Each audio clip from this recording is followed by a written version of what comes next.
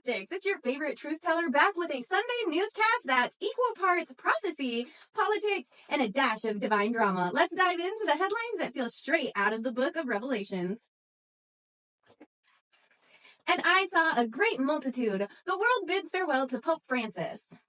In a scene straight out of Revelations, over 200,000 mourners gathered in St. Peter's Square to honor Pope Francis, the first South American pontiff who passed away at 88. Leaders from around the globe, including President Trump and President Macron, assembled under the solemn skies to say goodbye.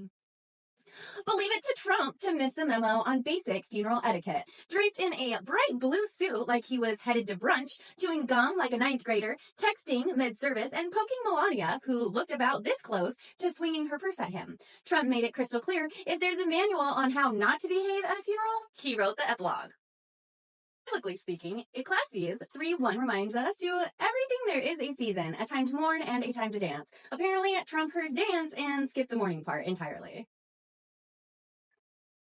Nations will rise against nation. Global tensions mirror prophetic warnings. Across the world, conflicts are escalating exactly as foretold. In Ukraine, the assassination of Lieutenant General Moskolik via car bomb has inflamed an already burning battlefield. The Kremlin blames Ukraine, while Trump, fresh from his meeting with Zelensky, publicly cast doubt on Putin's commitment to peace. Prompting gasps from the International Peanut Gallery, looks like Daddy Putin isn't getting the obedience he's used to. Meanwhile, in India's Murshidabad district, violent protests over the Waqf Amendment Act have left several dead and hundreds arrested, stoking religious tensions to a fever pitch. Matthew 24:6 hits differently today. And ye shall hear of wars and rumors of wars, see that ye be not troubled, for all these things must come to pass, but the end is not yet. And he causes all, both small and great. U.S. politics and the battle for religious freedom.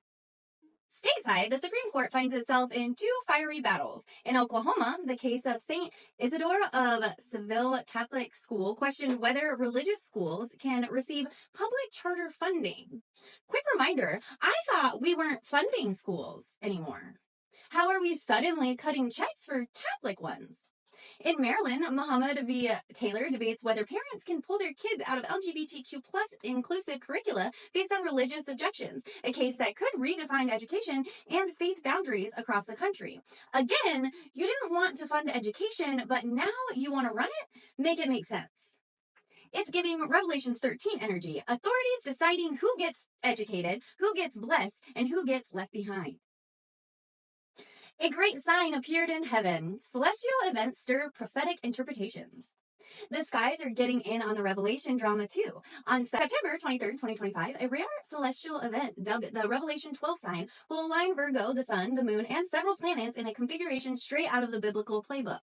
As a proud Virgo myself, I'm just saying, if the stars are ready to throw down, you already know I'm showing up glowing and judgmental. It's Virgo season, but make it apocalyptic. And there shall be signs in the heavens. Elon Musk's latest heavenly hustle. And speaking of heavenly bodies, Elon Musk is once again trying to storm the heavens, announcing a new SpaceX mega launch slated for June that promises to deploy the first full constellation of defense-linked satellites.